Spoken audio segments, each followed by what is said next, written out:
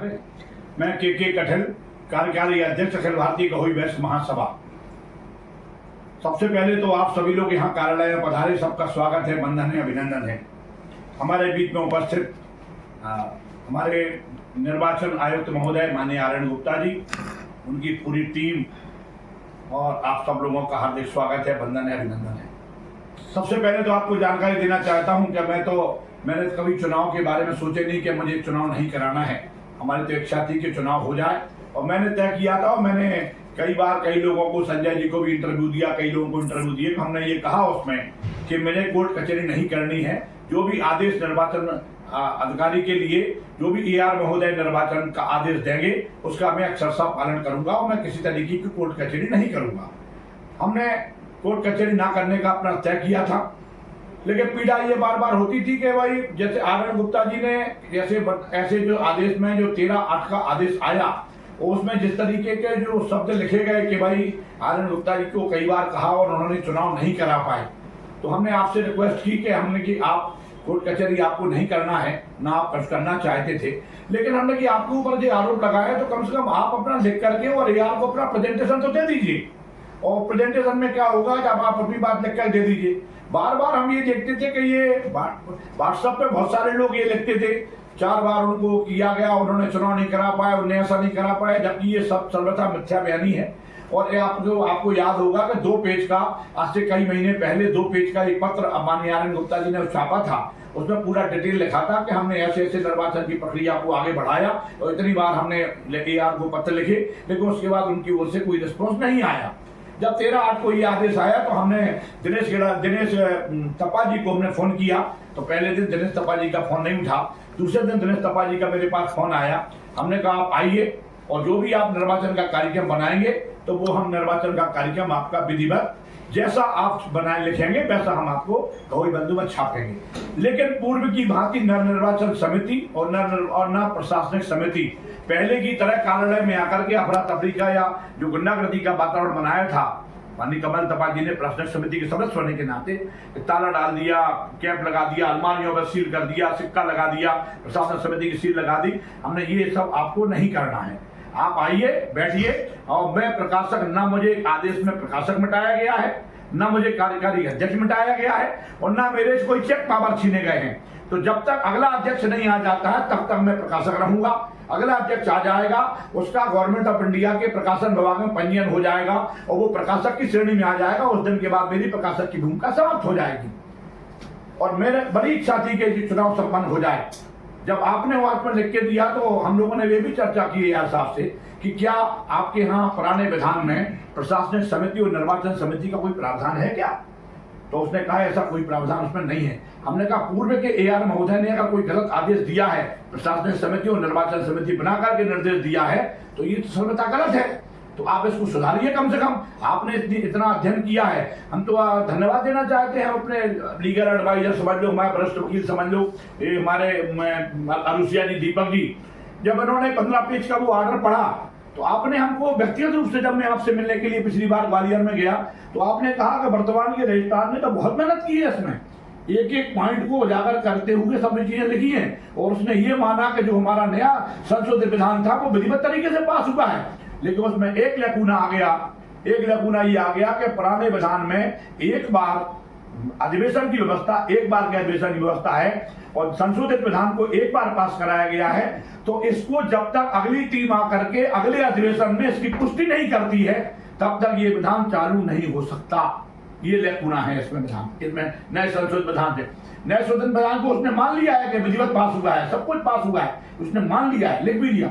अब अगली टीम जो आएगी और यदि वो अपना अधिवेशन करेगी, वो अधिवेशन में इसी विधान को अगर पास कराएगी तो विधान ये पास हो जाएगा और एक कार्यरूप में परिणत हो जाएगा। और यदि उसने अगली टीम आने के बाद उसमें कोई भी एक शब्द का भी संशोधन किया तो वो संशोधन की श्रेणी में आएगा। तो उसके बाद वाली 3 साल वाली बात जो अधिवेशन होगा उससे पुष्टि करानी पड़ेगी। तो आज हम आपको जानकारी देना चाहते हैं कि अध्यक्ष होने के नाते जिम्मेवारी के साथ कि कोई भी विधान का संशोधन नहीं कर सकता। यदि हमारे इस विधान का अगली टीम आकर के अनुमोदन नहीं करती है तो विधान बनाने का तो सपने में सोच भी नहीं सकते। इसके कारण विधान में कोई त्रुटि नहीं, कोई भी आदमी, एक भी आदमी पूरे देश का AR के पास और ना कमिश्नर के पास ये बताने का दुस्साहस नहीं कर पाया कि हमारे इस संशोधित विधान में क्या त्रुटि है, कौन सी कंडिका में क्या त्रुटि है। पहले ये मिथ्या बयानी उड़ाई गई कि धारा 25 के अंतर्गत जो समिति बनाई गई है उस समिति को कठेल साहब ने अपने उसमें कर लिया है। जो हमने विधान को दोबारा छापा तो ये आरोप लगाया गया कि इसमें 1 लाख रुपए का नुकसान हो गया समाज का। विधान को छापा, 6000 रुपया पेज पड़ता है, इतने पेज छापे इन्होंने और इसमें नुकसान हो गया समाज का। हमने कहा पैसा समाज से बड़ा पैसा नहीं हो सकता, आदमी को जानकारी होनी चाहिए। बहुत लोगों ने पुराना विधान नया संशोधित विधान नहीं पढ़ा है। जब हमने दोबारा संशोधित विधान को छापा तो पूरे देश के लोगों ने बड़ी गंभीरता से पढ़ा। उसके बाद बहुत सारे लोग ऐसे मैदान में आए जिन्होंने ये कहा कि ऐसा कोई उसमें कोई क्लॉज नहीं है कि जिसमें कोई उन्होंने कठेल साहब ने अपने पक्ष में कर लिया हो। ना तो हमने पूर्व की भांति 45 के 50 वर्ष विमर्श किए, आप लोगों ने देखा होगा, सुना होगा कि पहले अपना व्यक्तिगत हिस्सा देने के लिए लोगों ने 45 वर्ष की उम्र 50 वर्ष की, मैं उसमें नहीं जाना चाहता। हमारा निवेदन है, बहुत अच्छे वातावरण चुनाव हो रहे हैं और मैं आपको भरोसा देता हूं और AR को भी धन्यवाद देना चाहता हूं। उसने माननीय आरण गुप्ता के जो 1900 पॉइंटों का जो आपने उनको एक प्रतिवेदन अपना भेजा जिसमें उन्होंने अपना पक्ष क्लियर किया। उन्होंने तो बना लिया था कि हम उसके खिलाफ माना नहीं कि मुकदमा करेंगे, लेकिन उसके बाद उसने इस बात को मान लिया है कि ये जो सही तरीके से काम है। और आरण गुप्ता जी 2027 तक के लिए उसमें हमारे चुनाव निर्वाचन आयोग थे तो उन्होंने ये जिम्मेवारी आपको सौंपी है। हम सभी लोगों से, पूरे देश के लोगों से अपील करना चाहते हैं कि पूरी ईमानदारी के साथ चुनाव में भाग लें, कोई अनावश्यक वातावरण खराब ना करे और पूरे अच्छे वातावरण में चुनाव संपन्न हो। अगली टीम आए, आगे काम करे, जिसको चुनाव लड़ना है चुनाव लड़े और लड़े, शालीनता से मर्यादा से चुनाव लड़े। और सभी देश को वही संदेश देना चाहता हूँ, अच्छी टीम का चयन करें। और मैं आज के बाद निर्वाचन आदर्श आचार संहिता निर्वाचन की लगेगी। आज के बाद जो भी काम होंगे वो हमारे आयुक्त महोदय जो अपनी टीम बनाएंगे उनके अनुरूप पूरा काम होगा। और जो भी हमसे बन पड़ेगा एक कार्यकारी अध्यक्ष के रूप में, मैं उनका सहयोगी के रूप में उनका कार्य में सहयोग करूंगा। अभी हमने निवेदन किया है, आपसे भी निवेदन किया था कि मोहन जी को फोन करिए, उनको बुलाइए, आज हम यहाँ है, फोन करिए कि चेक पे साइन करवा लें हमसे। जितना पैसा आपको चाहिए हो उतना आप भरवा लीजिए, हमसे चेक पर साइन करवा लीजिए, एडवांस पैसा आप ले लीजिए और सारे आप काम ये आप चलाइए। और आपके यहाँ से जो भी खर्चा हो अपने तरीके से खर्चा करिए, अपनी व्यवस्थाएं बनाइए और निर्भीकता से, निडरता से और बिल्कुल स्पष्ट और पारदर्शी तरीके से निर्वाचन संपन्न हो। कटुता का वातावरण समाज में नहीं हो। और एक बात का संदेश और देना चाहता हूँ, मेरा किसी से कोई वैरभाव नहीं है। महासभा के हित में काम करते हुए यदि मुझसे कोई त्रुटि कहीं हुई है और किसी को मेरी भाषा से, मेरी आचार विचार और व्यवहार से अगर किसी को कष्ट पहुंचा है तो मैं क्षमा प्रार्थी हूं। और मैंने कोशिश ये की है कि महासभा का हित सर्वोपरि है, उसी नाते हमने पूरे काम किए हैं। और हमने आपको एक बात और बताना चाहते हैं, ना हमने 1 रुपए का भ्रष्टाचार किया है और ना भ्रष्टाचार मैंने अपने संज्ञान में होने दिया है। और हमने 1 रुपया भी खर्चा समाज के ऊपर कहीं डाला नहीं है। और मैंने पूरी कोशिश की है ईमानदारी के साथ हम काम करें, पूरी ताकत के साथ काम करें। मैक्सिमम संपत्तियां 2 दिन के अंदर अपन ने वो खाली करवा दिया। सोनी अनाथालय गिरवा दिया, 14 किराएदार थे, खाली करा दिया है। आपको जानकारी नहीं हो तो जानकारी कर लेना। हमारे 9 कमरों पे कब्जे थे वहां गुंडों के, वो खाली करा दिए। 2 पे पुलिस वालों के कब्जे थे, 11 कमरों पे कब्जे थे। हमारा गेट भी खुल पा रहा था 24 साल से पोर्च वाला, वो भी खुलवाया। जितने लोगों ने अगल बगल में कब्जे थे वो सब कब्जे हटा दिए। पीछे तिवारी जी ने पीछे से गेट खोल लिया था, वो गेट बंद करा दिया। वो हम एक हमने हॉल बना दिया, बहुत सारे काम कर दिए। और अब पहले 5 AC कमरे थे। इसी लड़ाई झगड़े के बीच में जब ये चलता रहा उसके बीच में हमने 2 कमरे AC और बना दिए, नीचे 5 फुट सेट बना दिए। आइए चित्रकूट में भी आपका सबका स्वागत है। ज्यादा लंबा ना खींचते हुए ये भवन भी थोड़ा बहुत सुधारने का प्रयास किया हमने ईमानदारी के साथ। और एक बात और जानकारी दे दें, आपका कानपुर में राजा बेटी भवन है। आज तक जितने पूर्व अध्यक्ष रहे हैं उन सब लोगों ने अपने किराएदारों को पावर ऑफ अटॉर्नी दी है, लेकिन मैं पहला अध्यक्ष ऐसा हूं हमने अपने किराएदारों को हमने पावर ऑफ अटॉर्नी नहीं दी है। ये पहले अध्यक्ष हमने कहा जहां भी चलेंगे कोर्ट में मैं जाकर के अपीयर हूंगा और मैं अपने सिग्नेचर से अपना मुकदमा लड़ूंगा। महासभा स्वयं अपना मुकदमा लड़ेगी। हम किसी किराएदार को पावर ऑफ अटॉर्नी नहीं देंगे, मैंने नहीं दी। हम कहना ये चाहते हैं, मैंने महासभा के स्तरों को ही रखा, नुकसान हमने बहुत उठाया। ऐसा नेगेटिव सेट किया गया पूरे कि हमने शायद चुनाव नहीं होने दे रहे। कुछ हमारे अपने लोग भी ये कहने लगे हम चुनाव नहीं होने दे रहे, कैसे क्या, और ये ऐसा आरोप लगाना। और एक व्हाट्सएप पे लिखने वाले बंधु ने तो ये कहा कि आनंद गुप्ता जी को 3 बार अवसर दिया गया, उन्होंने चुनाव नहीं कराए। अरे विद्या बयानी जो बात है, आप पढ़िए, देखिए, करिए, उसके बाद किसी के बारे में टिप्पणी करिए। किसी का कौन किसका बंदा है, चाहे इसके ऊपर आरोप लगा देना सरल बात होती है, काम करना बहुत कठिन होता है। अभी हम आपको बताएं, भागवत चालू हो रही थी, वहां से हमारे 20 कमरे 20 पंखे जल के आए, पूरा डूब गया था, पूरे कूलर डूब गए थे। मोटरें हमने कमरिया जी के यहाँ से चेंज की, गाड़ी में रख के गाड़ी से देने के लिए गए, फिर हम ग्वालियर आए। पूरी रात हमने 4:30 बजे तक हम मोटर फिट कराई। कहने का आशा ये जिम्मेवारी हमारी है, हम महासभा के प्रथम सेवक के रूप में मौजूद हूँ। अगर हमारे किसी भी भवन में कोई भी परेशानी आती है तो हमारी नैतिक जिम्मेवारी है कि हम उसमें काम करें और ईमानदारी के साथ काम करें। और जो भी आज जब तक हम यहाँ कार्यकारी के रूप में मौजूद हैं, और हम अपने महासभा की संपत्ति का को नुकसान नहीं पहुंचाने देंगे और भ्रष्टाचार बिल्कुल ना किया है ना करने देंगे। वहां भी आप लोगों की जानकारी इसलिए बता रहा हूँ, बहुत सारे लोगों को पता नहीं है, अभी कुछ भी लिख देते हैं, कुछ भी करते रहते हैं, इसलिए बताना चाहता हूँ।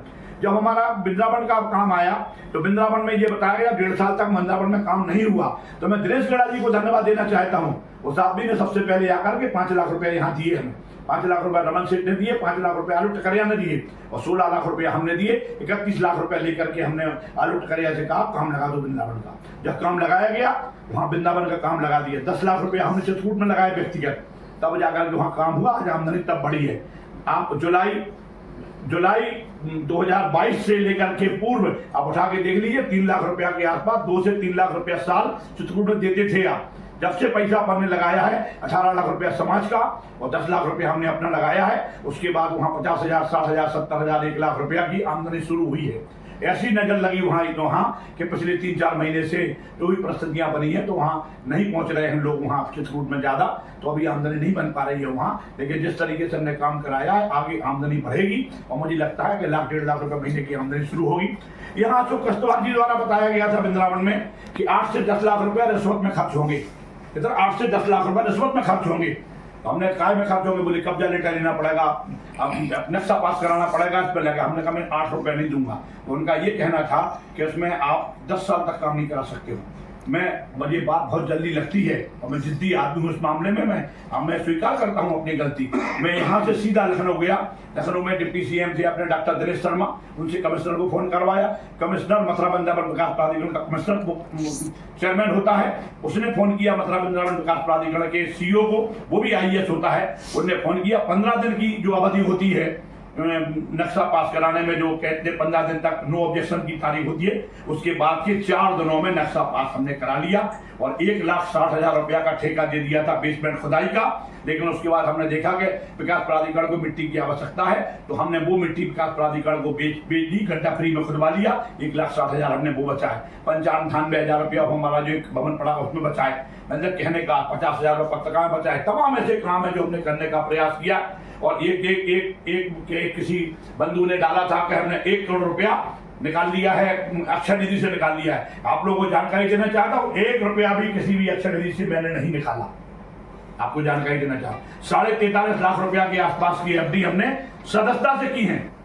संजय जी 23.5 लाख की, 43.5 लाख की हमने सदस्यता से करके इकट्ठा करके दिया है। आप पहले हमारे 12,000 मेंबर हुआ करते थे, आज लगभग 26 से 27,000 के आसपास हमारे सदस्य हैं। कहना ये चाहता हूँ, काम हमने अधिकतर पूरी ईमानदारी के साथ महीने में 25 से 28 दिन बाहर रह के काम करने का प्रयास किया है, ईमानदारी से काम करने का प्रयास किया। उसमें अगर हमसे कोई त्रुटि हुई है तो मैं क्षमा चाहता हूँ, किसी के हमारे व्यवहार से कष्ट पहुंचाओ तो मैं क्षमा चाहता हूँ। लेकिन महासभा का हित हमने नहीं होने दिया।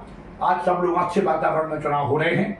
माननीय आनंद गुप्ता जी अनुभवी व्यक्ति हैं, राष्ट्रपति से पुरस्कृत है, ADM लंबे समय तक रहे हैं, चुनाव का काफी अनुभव है। और मैं समझता हूँ ये अपने तरीके की अच्छी टीम बना करके पूरे निष्पक्ष भाव से, निष्पक्ष तरीके से, पारदर्शी तरीके से निर्वाचन कराएंगे। मैं भरोसा करता हूँ इनमें सारी काबिलियत मौजूद है। मैं जहाँ तक जान पाया हूँ और जितने दिन से मैं 30-35 साल से हम आपका परिचय, आपसे परिचय है, अब मैं कहना चाहता हूँ आप लोगों से, आप लोग भी इसमें सब लोग सहयोग प्रदान करें। पूरे देश के बहुल समाज के बंधुओं से निवेदन करना चाहता हूँ, आइए अच्छे लोगों का चयन करें, अच्छे लोग आए अच्छी महासभा बने और सब लोग अच्छे मनोयोग से काम करें। ना मेरा किसी से विरोध था, ना विरोध है, ना विरोध रहेगा। एक बात बता दें, एक जीवन में एक बार किसी व्यक्ति के खिलाफ हमें पहली बार कोर्ट में मुकदमा करना पड़ रहा है।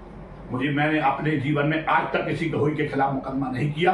वो इसलिए करना पड़ा कि हमको जब 302 का मुल्जिम बताया गया तो मैं मजबूर हो गया कि मैं कभी 302 का अपराधी नहीं रहा। तो हमारे बारे में ये लिखा गया कि 302 का मुल्जिम हो गया है राष्ट्रीय अध्यक्ष, अब दुश्मनों का होगा सफाया सावधान, इस टाइप का जब लिखा गया और फिर डिलीट किया गया, फिर किया गया और पकड़ में आ गया, तो वो हमने रिपोर्ट भी डाली है, कोर्ट में केस भी किया है। तो पहली बार मुझसे एक गुस्ताखी हुई है। अगर कोई 19-20 सामने वाले का होगा तो उसमें मैं क्षमा चाहता हूँ और आप सबसे अपेक्षा करता हूँ अच्छे मनोयोग के साथ सब लोग अच्छे तरीके अच्छे भाव से चुनाव लड़ें। और माननीय आर्यन गुप्ता जी को आज के बाद सारी पूरी संपदा महासभा का पूरा आपके हाथ में रहेगा। मैं आज से बिल्कुल नगण्य हो गया हूँ। निर्वाचन आदर्श आचार संहिता के तहत आज पूरा कार्यभार हमने माननीय आर्यन गुप्ता जी को सौंप दिया है। सारे अधिकार इनके पास सुरक्षित हैं और जो भी हमसे सहयोग वो चाहेंगे मैं सहयोग करने के लिए तैयार हूँ। आपने हमारी बात ज्यादा सुन ली, ज्यादा मैंने बोल दिया, मैं क्षमा चाहता हूँ। जो भी व्यक्तिगत जानकारी किसी भी भवन की किसी भी आदमी को चाहिए हो हमारे पास आ जाइए। चित्रकूट का हिसाब तैयार है, सारे हिसाब हमारे पास आ जाए, मैं पत्रिका में हिसाब छाप दूंगा। बहुत बहुत धन्यवाद, आप सब लोगों ने इतनी लंबे समय तक सुना दिया। अच्छे लोग आए।